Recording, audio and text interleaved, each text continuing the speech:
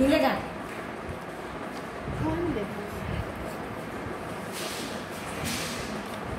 Equation देखिए, एक सवाल देखिए लेते हैं हम लोग। पहला देखिए सवाल देखिए है क्या चीज, x plus 5y equal to 1 और 3x plus 2y equal to 7। ये सवाल था। यस।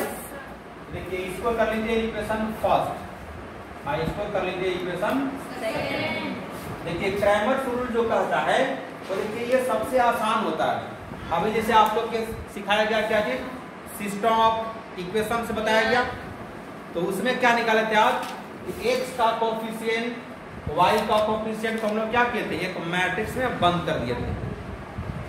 फिर वेरिएबल जो था उसको हम लोग क्या किए थे, एक कैपिटल X के रूप में वहां भी माने थे हम लोग, एक मैट्रिक्स में बंद किए थे, और कांस्टेंट वाला को भी हम लोग एक मैट्रिक्स में बंद करके लिखे थे। ठीक है कि नहीं? तो वहां कुछ लंबा प्रोसेस था, लेकिन अब हम लोग इसको बात करेंगे एकदम छोटा प्रोसेस होगा और आसान तरीका होगा।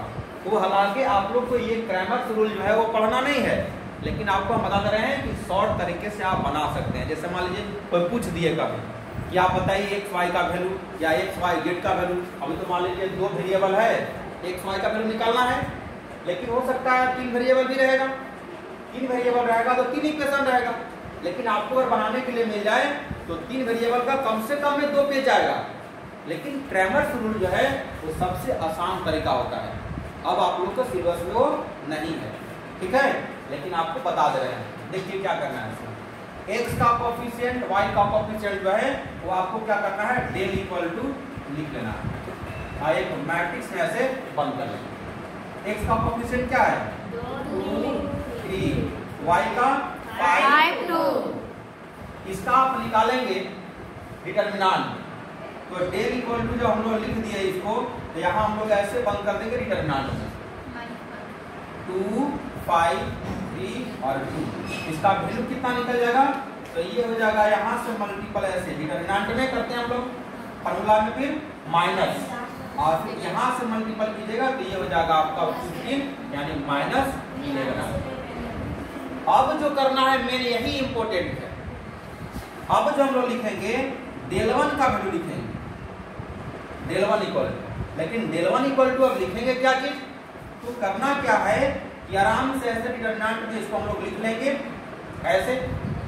अब क्या करना है, एक्स वाला में पहला वाला में जब लोग ये लिखे थे ना पहला वाला में, इसको हटा करके ये कांस्टेंट वाला एक जगह पर रख देना।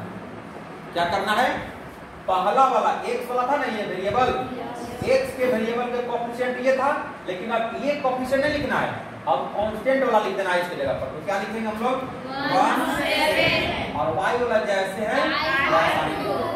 अब इसका वैल्यू निकालेंगे आप, तो यहाँ से ऐसे चलेंगे तो 1 2 जा 2, फॉर्मूला में माइनस और 7 5 जा 35, हटाइएगा कितना हो जाएगा -33।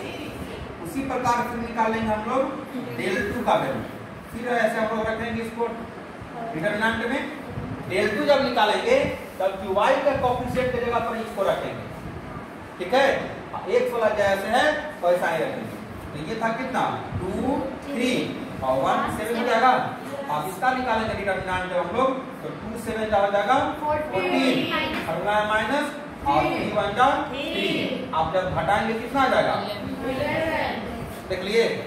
तो अब कहिए कि अब x y का वैल्यू कैसे निकालेंगे, तो यहाँ आइए, जब x का जब वैल्यू आप निकालेंगे, इसको करना क्या है कि डेल 1 बटा डेल लिखेंगे। क्या लिखेंगे डेल 1 बटा डेल लिखेंगे, और y का जब निकालना अगर होगा तो लिखेंगे हम लोग डेल बटा डेल।